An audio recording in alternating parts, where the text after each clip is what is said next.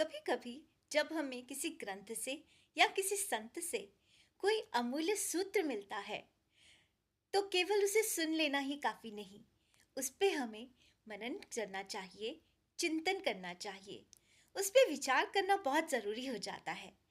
हम उसे किस दिशा में अपने जीवन में उतारें, ये समझना बहुत जरूरी हो जाता है। क्योंकि फॉर एग्जाम्पल, आपने किसी संत से सुना कि दूसरों के दुख में दुखी होना चाहिए, उनकी सहायता करने की कोशिश करनी चाहिए। लेकिन अब दुख में दुखी तो होलिका भी हुई थी अपने भाई के, और उसने अपने भाई की सहायता की। ऐसे ही दुख में दुखी तो पूतना भी हुई थी कंस के, कि कंस मर जाएगा। अब उसकी सहायता करने चली पूतना।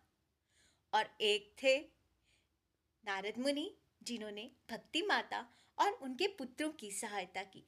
उसका फल क्या हुआ? आज तक श्रीमद् भागवत जी हमारे और सब प्राणियों के दुखों को दूर करती आ रही हैं, उन्हें आनंद में भरती आ रही हैं। तो ये विचार करना बहुत जरूरी है कि किसके दुख में दुखी हुआ जाए। क्योंकि हम अ, दुख में दुखी होते हैं अपने पुत्र के, अपनी संबंधियों के, अपने मित्रों के, या अपने ही मन के दुख में दुखी होते हैं। ये भी बहुत जरूरी है।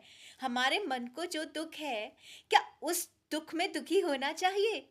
क्या मन की सहायता करनी चाहिए?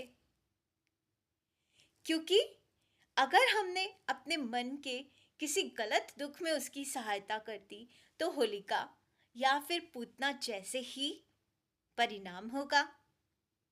तो इसीलिए कोई भी सूत्र अगर आप